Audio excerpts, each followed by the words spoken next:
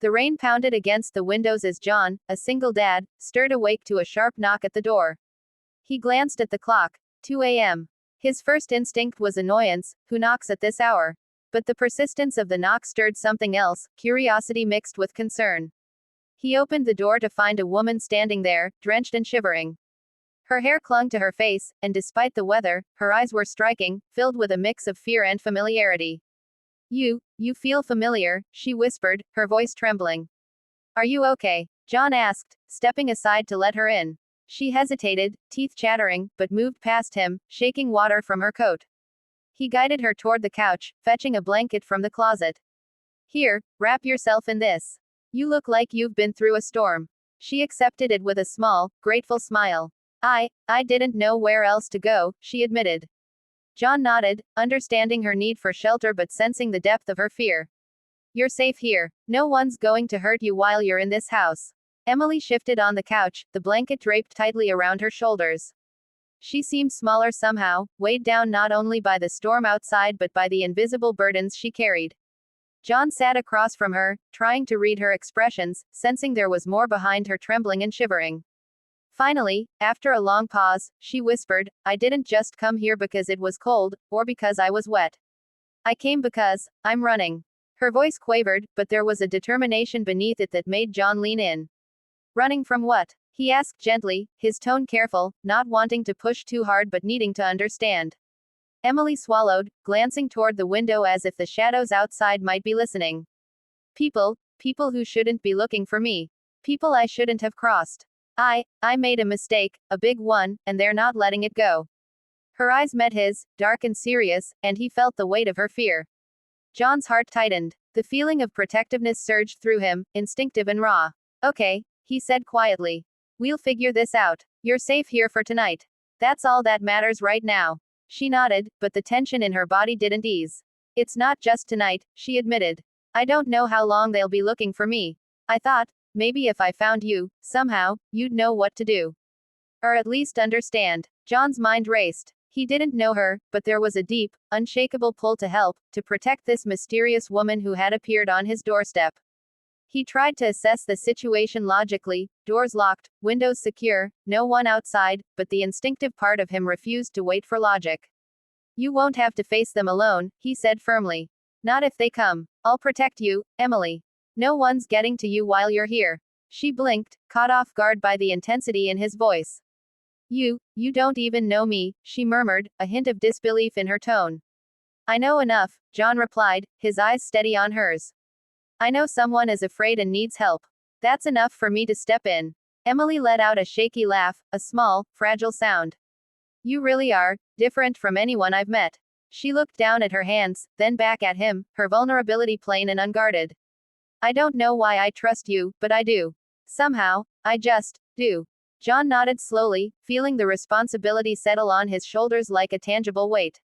Then we'll start there. Trust. One step at a time. We'll figure out the rest in the morning. For a long moment, they sat in silence, the only sounds the soft hum of the heater and the rain drumming against the windows. John watched Emily, noting the tension in her shoulders, the way her eyes darted to the door every so often, as if expecting someone, or something, to appear. You should rest, he said finally. You're exhausted, and you need your strength. I'll keep watch. Emily hesitated but then nodded, letting him help her toward the couch cushions. She curled under the blanket again, and for the first time since she arrived, her shivering slowed. Thank you, she whispered, almost inaudibly. I don't know what I'd do without you right now. John nodded, a firm, protective presence. You don't have to think about that. Just rest. I'll handle everything else. The rain had slowed to a gentle drizzle outside, but the house still carried the chill from the storm. John moved around the living room, lighting a small lamp by the couch to chase the shadows and make the space feel warmer. He fetched a dry towel and handed it to Emily. Here, he said softly. You can dry off a little. I've got a spare sweater in the closet if you need it. Emily accepted the towel with a shy nod, her fingers brushing his briefly. There was a spark in that small contact, fleeting but undeniable. Thank you, she whispered, wrapping the towel around her arms. You really are different. Most people would have told me to leave by now. John shrugged, trying to appear casual, but his chest felt tight in a way he didn't fully understand. I guess I've just learned that sometimes people need help more than explanations. You're wet, exhausted, and scared. That's reason enough to let you in. Emily smiled faintly, pulling the blanket tighter around her shoulders. I think you're one of the first people who didn't make me feel like a burden tonight. Her voice trembled slightly, but there was gratitude and relief mixed in. John guided her to a more comfortable spot on the couch, arranging pillows behind her back. There, he said. Better. You need to rest, even just a little. You look like you haven't slept in days. She leaned back, letting out a long, shaky breath. Days, weeks, she murmured. I haven't had a real moment of peace in a long time. And now, being here, it almost feels safe. John studied her, noticing the way her eyes softened when she looked at him, the subtle relaxation in her posture. He felt a protective warmth rise in his chest, the kind that made him want to shield her from the world. Then that's what we'll do. For tonight, you're safe. No one's going to touch that feeling while you're here. Emily's gaze dropped to the blanket in her lap. I don't even know how to explain why I trust you. It's ridiculous, isn't it? No, John said firmly. Sometimes, people just know. You found me for a reason. I don't know what it is yet, but it's real. And it's enough to start with. There was a long silence as the two of them shared the quiet of the room, the soft hum of the heater and the muted patter of rain against the windows. Emily's breathing gradually evened out, her body visibly relaxing under the warmth of the blanket. John glanced toward the baby monitor and then back at her. If it helps, I can make some tea. Something warm might help you feel a little better. She nodded faintly, a small smile tugging at her lips. That would be nice. As he moved to the kitchen, Emily's eyes followed him, her expression thoughtful. She muttered under her breath, almost to herself, I can't believe I'm here, and it feels like I belong. John returned with 2 steaming mugs, handing one to her. She took it, cradling it in her hands, the warmth spreading through her fingers. Their eyes met again, and in that brief moment, the storm outside seemed distant, irrelevant. They sat together in silence, sipping the tea, letting the simple act of being present with each other build a fragile bridge of trust. Emily's shivering had completely stopped, replaced by a quiet, tentative comfort. And John, despite the tension still lingering about who might be chasing her, felt a sense of calm. For the first time that night, it wasn't just about danger, it was about connection. I don't usually tell anyone this, Emily began, her voice low and hesitant, because, well, people tend to run when they hear it. She swallowed hard, tracing the rim of her mug with a trembling finger. But you already know something isn't right. So, I'll try. John leaned slightly forward, keeping his voice steady. You can tell me. I'm listening. Nothing you say will make me turn away. Emily took a deep breath, exhaling slowly. I got involved with the wrong people, people who deal in things that aren't exactly legal. I thought I could manage it, that I could stay under the radar, but, her eyes flicked toward the window, restless, haunted. It got out of control. And now they're looking for me. Not just to scare me, to punish me. John felt a chill run down his spine.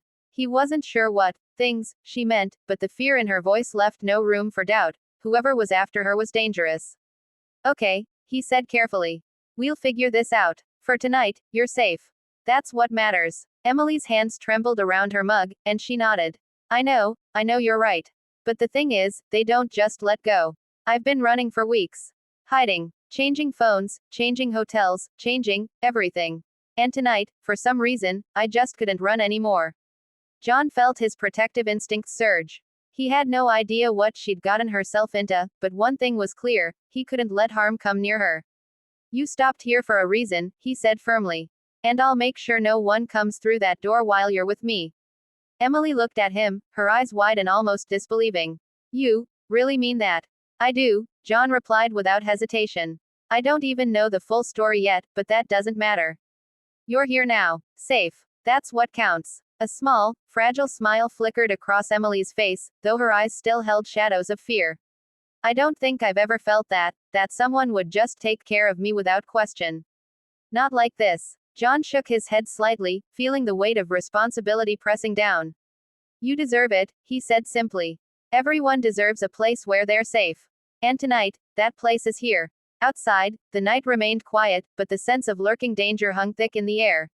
Still, the small steps they had taken together, fortifying the house, mapping escape routes, and establishing signals, gave both of them a fragile sense of control. Emily leaned back on the couch, exhausted but more confident than she had felt in weeks. I never thought I'd be able to trust anyone again, she murmured. But, tonight, I do. And that makes a difference. John gave her a steady, reassuring look. Then hold on to that trust. It's what will get us through the night, and whatever comes after. The shadow of danger lingered outside, the night eerily silent once the intruders had backed off momentarily. John and Emily sat huddled together on the couch, the adrenaline from the confrontation still humming through their veins. Suddenly, a sharp noise echoed from the backyard. The trash cans rattled violently, and shadows moved under the fence line. John's heart leapt. They were back. Emily, he whispered urgently, crouching beside her. They're here. Remember the signals. Stay calm. Do exactly what I say. Her eyes widened, but she nodded, clutching the blanket tightly around her. I trust you, she said, her voice steady despite the fear. John grabbed a flashlight and held it in one hand, a heavy lamp in the other. He moved silently toward the back of the house, signaling Emily to follow him to the safe corner of the living room near the side door. The intruders tried the back door first, rattling the handle violently. John's muscles tensed. Now, he whispered. He flicked the living room lamp 3 times, sending the prearranged signal. Emily reacted instantly, moving toward the side door, her movements careful and precise. John held the intruders' attention with the flashlight, shining it toward the rattling door, his voice firm and commanding. Stay back. You don't get in here. The figures paused, clearly startled by his sudden presence. One of them tried the window, but the chairs Emily had strategically placed blocked entry. John felt a surge of relief. Her quick thinking had bought them precious time. Keep going, he urged softly, nodding toward the side door. Emily slipped through quietly, heart pounding, and he followed immediately, holding the lamp up to create a barrier between them and the intruders. Outside, the alley was slick and narrow, but the faint glow of streetlights marked the path clearly. John led Emily swiftly, silently, guiding her around corners and behind parked cars. The intruders shouted, realizing they had lost their target, but the distance and darkness gave John and Emily an advantage. Finally, they reached a small safe spot behind a row of hedges, hidden from view. Both of them paused, breathing heavily, hearts racing. Emily clutched his arm, her gratitude and fear mingling in her expression. You saved me, she whispered, voice trembling. I don't know how I can ever thank you. John shook his head, still scanning the street. No thanks needed. Just stay close and stay quiet. We're not completely safe yet, but this buys us time. They crouched together, shivering slightly from adrenaline and the chill of the night, but a sense of solidarity bound them. Emily leaned closer to John, the weight of the night pressing down but the comfort of trust lifting her spirits slightly. I can't believe we made it out, she murmured, finally allowing herself a small smile. I thought they had me. John gave her a reassuring glance. We're not done yet. But tonight, we survived. And we did it together. The intruders' voices faded into the distance as they searched the house, unaware of the escape route John had prepared. For a brief moment, the night was theirs, a small victory, fragile but real, born from trust, quick thinking, and courage. Emily exhaled, the tension easing slightly. I feel like I can breathe again, she said softly. John nodded, feeling the fierce protectiveness that had carried him through the night. Then hold on to that feeling. We'll make it through this. One step at a time. And as they crouched side by side in the quiet alley, the danger still looming but momentarily at bay, a bond forged in fear, trust, and courage held them together, strong enough to face whatever came next.